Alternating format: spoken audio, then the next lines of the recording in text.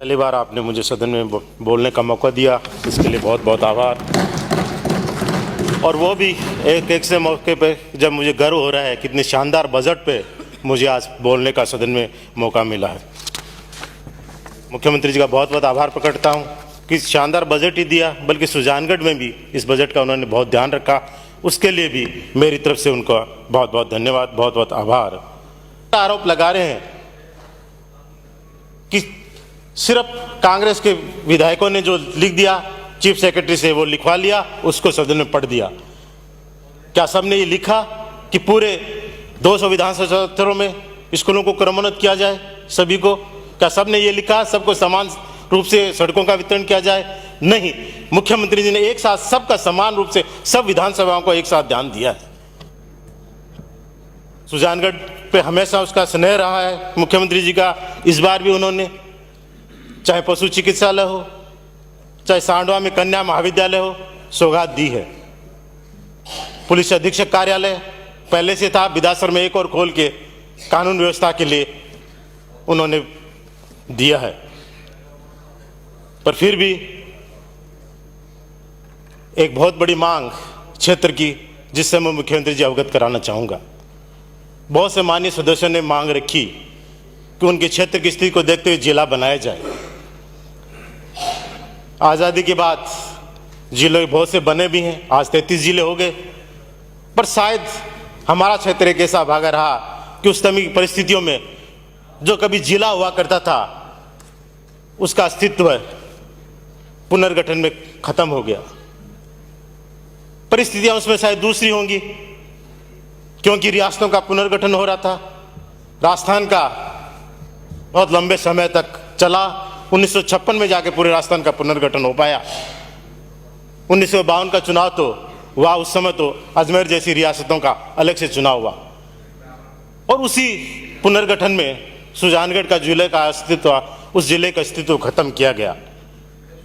कुछ उस समय परिस्थितियां ऐसी थी कि सुजानगढ़ में 3 रियासतें, बड़ी रियासतों की सीमा उसमें लगती थी, जयपुर, जोधपुर और बीकानेर।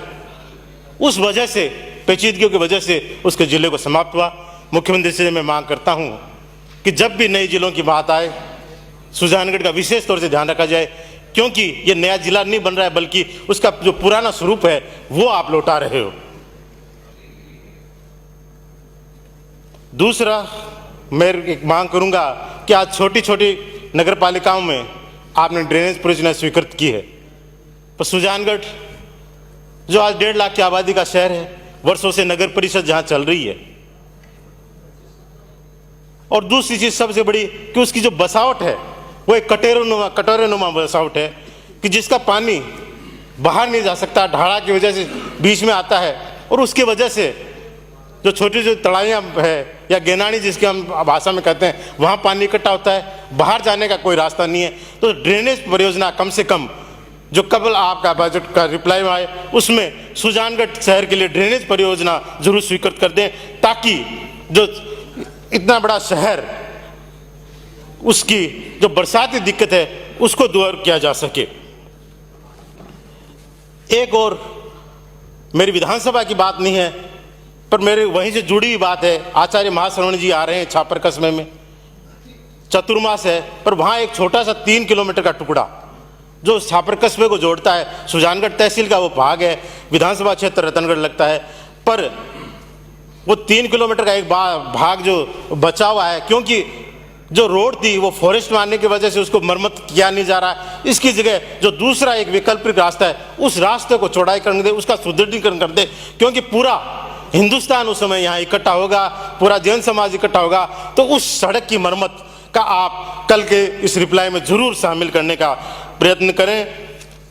दूसरा, एक और मेरा हॉस्पिटल जो सुजानगढ़ शहर का है, वो बहुत पहले बना था भामाशाह के शहर से, पर आज बहुत शहर के भीतर आ गया। पार्किंग बहुत बड़ी समस्या हो गई आज के समय में। जब बना था वाहन नहीं चलते थे, आज एम्बुलेंस को भी जाने में जगह होती है, और वहाँ खड़े होने के लिए भी जगह बहुत दिक्कत है।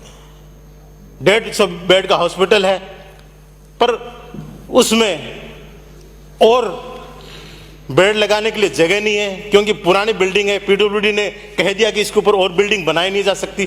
तो इस जो जिला उप जिला अस्पताल है इसको शहर से बाहर ले जाने का घोषणा कराएं, जिससे कि पार्किंग की सुविधा हो, एम्बुलेंस को जाने में वहाँ सहायता मिले और सबसे बड़ी रोगियों को सहायता मिल सके।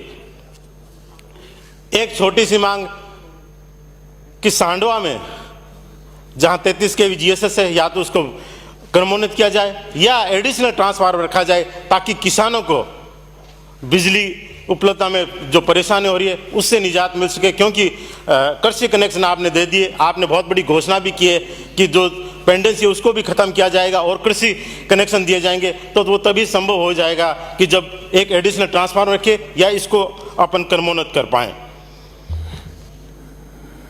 माननीय मुख्यमंत्री जी ने 10 करोड़ रुपए अभी हर विधानसभा क्षेत्र के लिए घोषणा की है, जिसमें 3 करोड़ रुपए जो है मिसिंग लिंक के दिए हैं। मेरा उनसे आग्रह रहेगा कि इस 3 करोड़ रुपए की सीमा को बढ़ाया जाए या संबंधित क्षेत्र पर छोड़ जाए कि वहाँ मिसिंग लिंक बनानी है या रिपेयर मेंटेनेंस में लेना है या पैचेबल सड़क पर लेना है, क्योंकि हर विधानसभा क्षेत्र की परिस्थितियाँ अलग होती है, कहाँ किसको क्या जरूरत है। इसलिए ये जो बैरियर लगा है उस बैरियर को यहाँ हटा दिया जाए और 10 करोड़ रुपए है इसको खुला छोड़ दिया जाए, ताकि विधानसभा क्षेत्र की जरूरत के हिसाब से वो अपने ये काम में ले सके।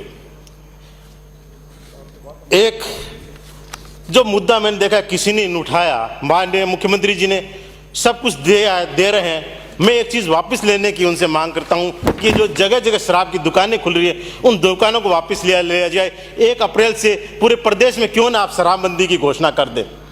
माननीय सदस्य, आपने हमेशा आगे बढ़कर एक से एक चीज़ की घोषणा की है, चाहे दवा वितरण का काम हो, चाहे आपने लॉकडाउन के समय कोरोना में राहत देने को, हर जगह आपने पहल की है। आपको राजस्थान का गांधी किया जाता है, एक गांधी का ये भी आप काम कर दें कि पूरे प्रदेश में शराबबंदी लागू कर दें। मुझे पता है राजस्व का नुकसान होगा, बहुत बड़ी बजट में दिक्कत आती है, फिर भी अगर ये हो जाता है तो आप इसे लागू कर पाएंगे। समाप्त करें माननीय सदस्य, समाप्त करें। और पब्बा राम बिश्नोई,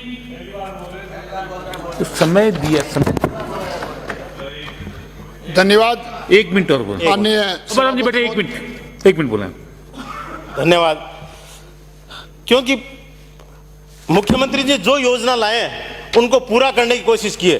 किसी ने नहीं सोचा था कि दवा योजना ऐसी सफल हो सकती है और उसके बाद जांच योजना लाए वो सफल हो सकती है। ये मुख्यमंत्री जी का विजन था कि इन योजनाओं को सफल बनाया, बल्कि आज पूरा देश उसको मॉडल मान रहा है और देख रहा है कि इन योजनाओं को कैसे किया जाए। तो आपकी शराबबंदी की योजना को भी लागू करके दिखाएं पूरे हिंदुस्तान को, ताकि पूरा हिंदुस्तान देखे और इसको घोषणा करे और पूरे हिंदुस्तान में ये लागू हो सके।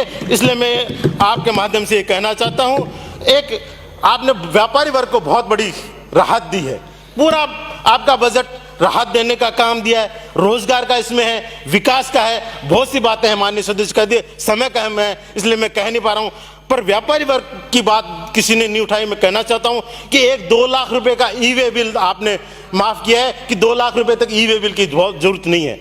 व्यापारियों के लिए बहुत बड़ी खुशी है, क्योंकि छोटी छोटी चीजों के लिए उन्हें ई-वे बिल कटाना पड़ता था और उसको भेजना पड़ता था। 2 लाख की जो सीमा बढ़ाई है उसके लिए आज हम लोग और पूरा व्यापारी वर्ग। माननीय सदस्य समाप्त करें। श्री पब्बा राम बिश्नोई।